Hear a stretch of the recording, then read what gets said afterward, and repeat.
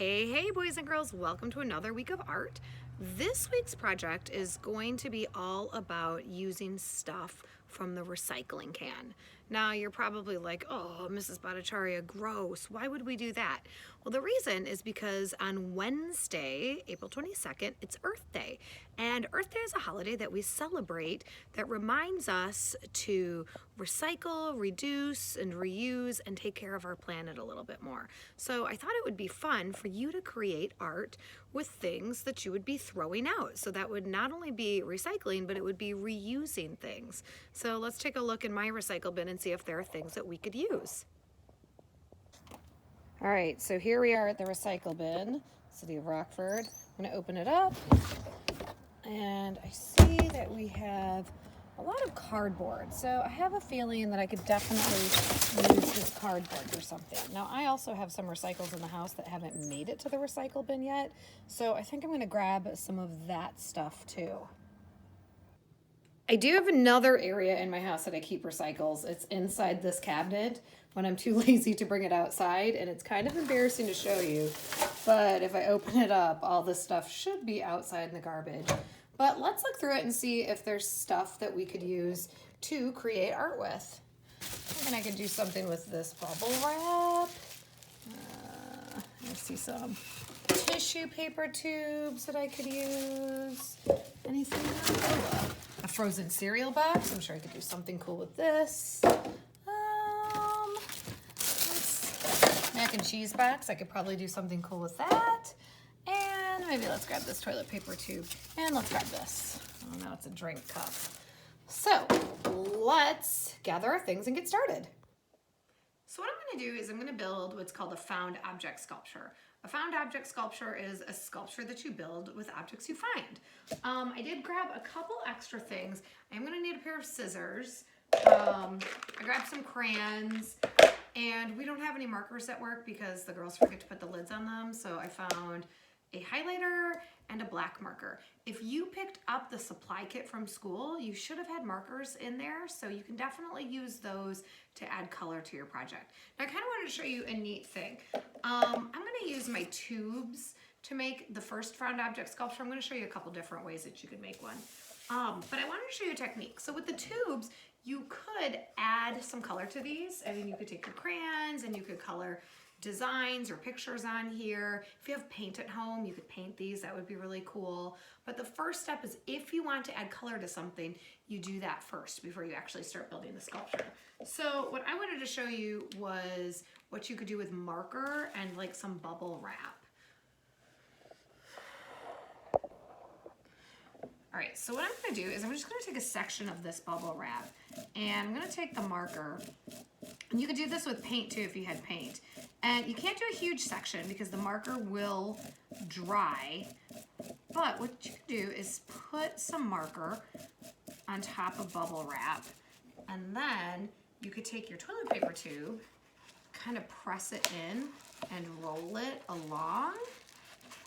And what that does is it kind of creates a really interesting texture. Now I kind of ran out of room here, so I'm gonna take and add a little more marker to an area, and then I'm gonna line my toilet paper tube up again and kind of roll it back.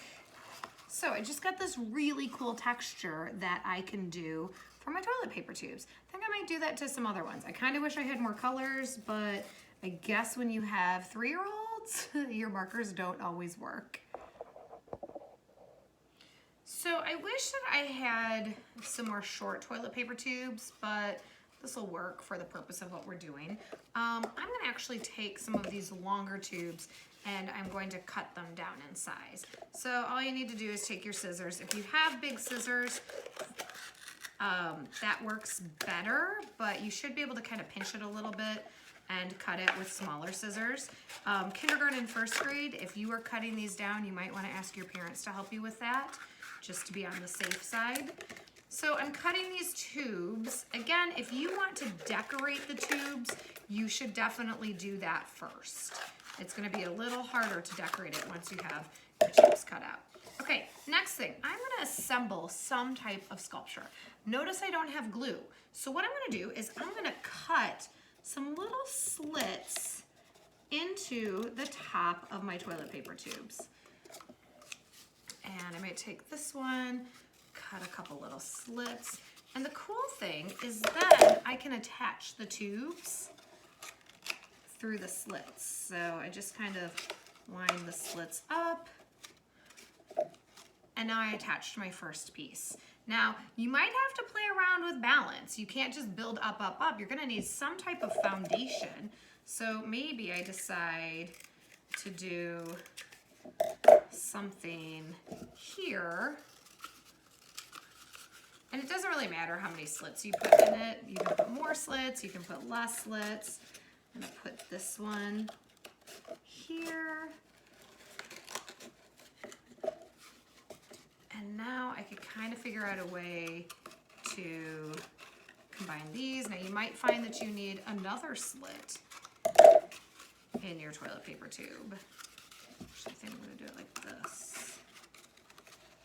So now it's not big enough down here, so I'm gonna need a little bottom piece. Let's see, might shrink this one just a little bit. Put some slits in this one. Maybe throw this in here. I think I'm gonna keep building. Let's see what I can do.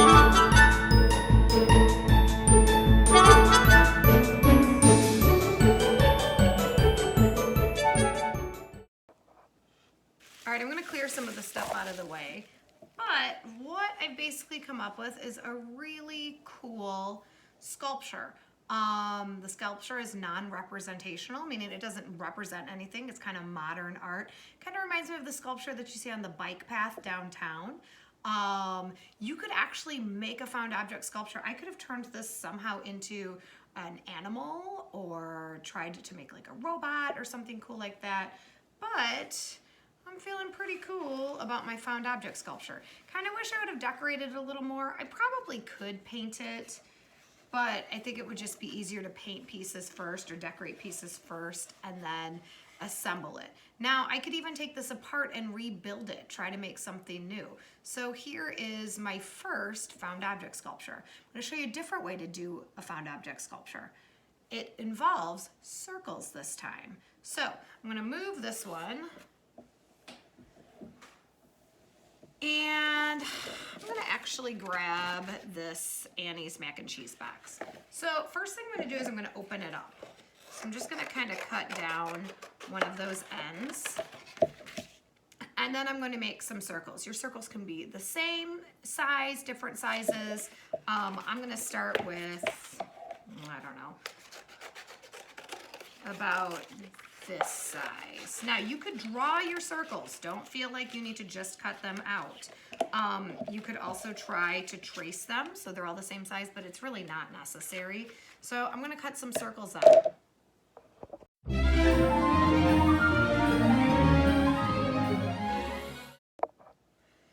So just like with the found object sculpture before, instead of using glue or tape or anything, I'm just going to cut slats into my shapes. So I'm gonna kind of start with one of these circles. I'm gonna cut a few little slats. I don't really think it matters how many. Now again, you could decorate these pieces, or you could have whatever the advertisement is of the cardboard you cut out show as your decoration. That's kind of up to you. But just like we did before, we're going to build into our pieces by connecting the slats or the slits together. So I just connected that in together. So I've made my first kind of connection. Now it's holding down like that, but I think I want to do it a different way. So let's see, let's cut some more slats. Let's see if maybe I could put this here. So now it's kind of standing at a different angle. Looking cool. Or I could hold it like that. That's up to you. You can start making yours however you want. I might decide, you know what, I want to build to the bottom even more. this piece here. So my sculpture is really starting to build. What I'm seeing is that I really could use some more paper or some more cardboard. I don't think I have enough. I almost feel like I'm starting to build like an animal type body. So I'm cutting those slats. I'm kind of lining the slats up. And then attaching that way. Whoa, kind of looks cool that way. I might go this way now. So that's kind of the fun with this. Sometimes if it flops around, you might get a different design. Now what you can do is keep making circles and building on here. You could even do different shapes. You could do triangles, you could do squares. I have a little bit of extra scrap. I could cut out like a triangle really fast and see how adding a triangle would be. Maybe I add that like that. So you can see you don't have to just do the circle. Maybe add a quick square or rectangle. I'm gonna add those slats in here. Ah, it's falling. That didn't work.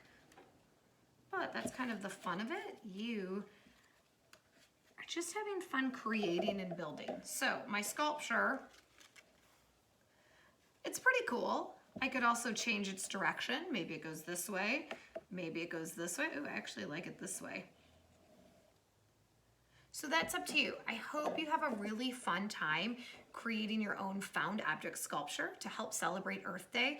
Remember, you're creating something using recyclable materials. So using things that would get thrown away or recycled, and you're coming up with a beautiful piece of artwork. It can be a modern art piece that has no meaning to it, or it can be something. I mean, I could have tried to figure out how to turn this into like an animal or even a letter. So that's up to you. I can't wait to see what you do. Please send me an email with pictures of your stuff. Also to celebrate Earth Day, go outside, pick up litter, plant a tree, just do something to make our Earth a better place. I'll see you guys next week. Bye.